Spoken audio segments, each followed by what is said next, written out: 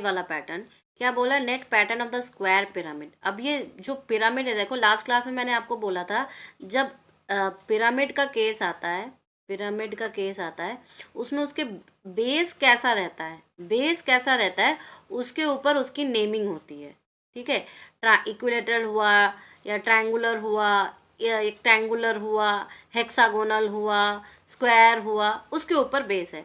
तो ये क्या है, स्क्वायर पिरामिड। अब देखिए इसका बेस क्या है, स्क्वायर बना हुआ है। ठीक है, अब ये साइड्स चारों ओर से जब आएंगे तो ये इसका क्या हो जाएगा, स्क्वायर पिरामिड।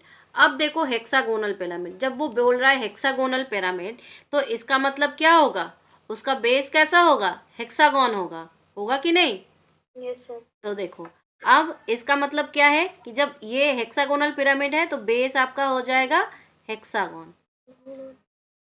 ठीक है, जब बेस हेक्सागोन हो जाएगा तो देखो इसको तो हमें एक बेस रखना पड़ेगा, इसका मतलब इसका ऑपोजिट वाला ऊपर का ढक्कन होगा, ये बेस हो जाएगा, ये ऊपर वाला कवरिंग होगी। तो जब ये खड़ा होगा, इमेजिन करियो 3 डायमेंशन में, जब ये खड़ा होगा तो ये सब सारे इसके क्या हो जाएंगे, साइड्स हो जाएंगे कि नहीं, हेक्सागोन के यस। हो जाएंगे। तो ये आपका क्या हो गया, हेक्सागोनल पिरामिड हो गया। क्लियर?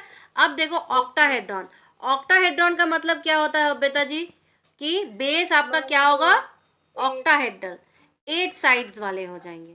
ठीक है, तो अब देखो ये फ्लैपर्स हैं, इसके फ्लैप करेंगे। ठीक है, तो जब ये सारे फ्लैपर्स फ्लैप करेंगे तो ये आपका क्या हो जाएगा, ये ऑक्टाहेड्रॉन पैटर्न। क्लियर है? Yes sir.